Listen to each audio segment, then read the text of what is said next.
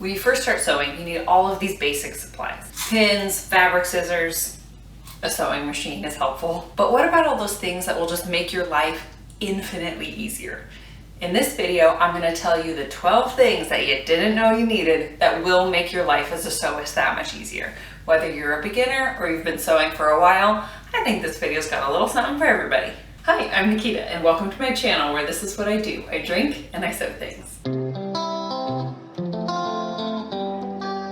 Today I'm drinking a 2018 Merlot by Montera in my Superhero Mom wine glass. Very hard to get an accurate pour because this thing holds an entire bottle of wine.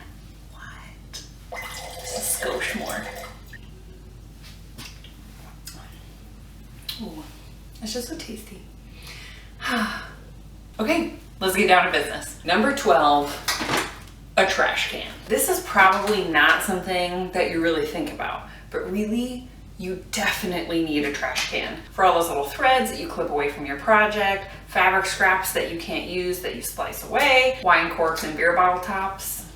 Let's be real. If you don't have room for an actual trash can or you want to save money, you can use like one of these little buckets.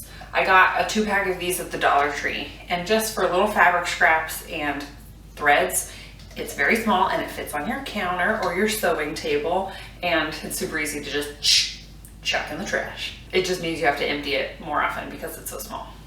But hey, there you go. Number 11, masking tape or painter's tape. I use masking tape for quilting the little baby nest mattresses when I sew my baby nest. I use them for taping the ends of cords if I'm threading it through something so that they don't fray and it's easier to put a safety pin through it. You can also use it to attach little pieces of paper to the quilt tops that you're making so that you know where each piece goes in the rows and in the top itself. It has a multitude of uses and they're pretty cheap, so it's just a good one to have around. Number 10 is cardboard, cardstock, or plastic. This one is for making templates and pattern pieces. For something that I sew a lot, or if I'm cutting a lot of them and I want to save time, I'll make a pattern for it because then I don't have to measure and cut and measure and cut and measure. I've made them out of Amazon boxes. I've made them out of diaper boxes, foam core board from the Dollar Tree. You can also get those 2-packs of the cutting mats at the Dollar Tree. So if you want something that's plastic and a little more durable, you can see I made a video during the break. Number 9 is a pressing cloth. Not all fabrics can be ironed directly, especially if you are making a t-shirt quilt and you're trying to iron the t-shirts flat and they've got some sort of pattern on them. You can't iron that directly. If you're applying interfacing to something, or if you are applying heat transfer vinyl, you're also going to need a press cloth because you don't want to iron that directly. This doesn't have to be anything fancy. This is literally a flour sack towel, and I got a 12-pack of them on Amazon. So not only do I use them as kitchen towels, but I also use them as pressing cloths. And you can also use them as part of your cloth diapering routine. I will link them in the description in case you're interested. Number 8 is a seam ripper. I've got like 6 of these bad boys scattered around my craft room. I cannot tell you the number of times I've accidentally sewn something that I shouldn't have, or that my thread tension was off, or my bobbin was all messed up, and I had to rip out a bunch of seams I had just sewn. I hope and pray you never have to use one of these in your sewing career, but just in case, it's nice to have a couple of them around. Number 7, sewing clips. How many times have I raved about these things? They are amazing. There is a reason why they are called wonder clips. They can't completely replace your pins because for some things, you do need to still actually use pins, but especially if you're sewing stretchy fabric or something you don't want to put holes in, or you're sewing zippers, these are just absolutely amazing. You definitely need these. Number 6, regular scissors. You probably have a nice pair of fabric scissors, but did you know that you're not supposed to use fabric scissors for anything other than fabric? Heaven help the person that uses my fabric scissors for cutting paper.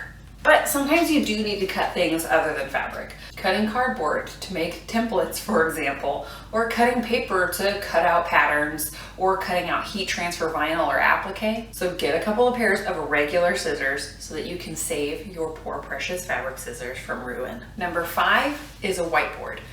This might seem like a weird one, but bear with me. When I'm working on a project, I like to do something that's called backwards planning. My teacher peeps know what's up. Basically, you start at the end of a project, like a quilt, and you list all the tasks that you need to get to that end, and you list them in chronological order. This is especially good if you have a deadline, because then if I know that my quilt has to be done by a certain date, like a birthday or a baby shower, then I know how long it's going to take me to do each of those individual tasks, and I can assign a deadline to them, and then I know when I absolutely have to start my project. It's also great if you have kids, or if you don't have a lot of time to dedicate to just sitting down and doing a project, because then you can keep track of what you've already done and what you have left. And then a larger project seems so much more manageable, because instead of making a quilt, oh, all I have to do is stitch together my 4 blocks today. Oh, all I have to do is put the binding on today. It takes something really big and it makes it digestible. And it also allows you to keep track and check off as you finish things. Whew. Sorry folks, it appears that we're experiencing some technical difficulties. Now, let's move on to number 4, a comfy chair. It is super important to have a chair that you actually want to sit in. It makes you have good posture, is comfortable, so that while you're sitting and sewing, you're not super hunched over, which is so easy to do. So make sure that you get something that is the right height for you. We actually had to take this as an IKEA chair. We had to take it and chop the legs off several inches so that it would be low enough underneath my table. It doesn't necessarily have to have a back, but if that helps you be more comfortable, then that's what you should get. Number 3, a magnet. Do you know how many times I've dropped my pin container? Pro tip, don't drop your pins. But if that happens to you, it's nice to have something so that you can pick them all up so you don't have a stabby surprise waiting for you later. And you don't accidentally stab yourself while you're trying to pick all of them up off of the floor or off of your table. This is especially important if you have kids or your sewing space is a shared space where other people will be walking around. Trust me, they will appreciate this. Number 2 is my handy dandy Tsquare. Okay, I know this is a construction tool made for drywall, but it is so nice when you are cutting long pieces of fabric. So what I do is I just hook it around the edge of my sewing table, I press it down, and I slice. It's even better if it's paired with a cutting mat, because then you can line it up to the lines, and then you can make sure that it's straight the whole way and that everything is square. And the number 1 most important thing that you could possibly have when you're sewing, whatever you need to enjoy yourself. For me, I like to pour myself a glass of wine and maybe turn Friends on the TV that I have over here. So no one told you life was gonna be this way. Or I also like to listen to a podcast or maybe an audiobook. Right now, I'm working through Anna Karenina on Audible, and it is 35 hours long. It is so good, but oh my gosh, it is so long. The point is that sewing time is your time. So pour yourself a cup of tea or pour a glass of wine, listen to your favorite murder podcast, watch your favorite TV show, and just enjoy it. Well, that about wraps it up. And what was the accent?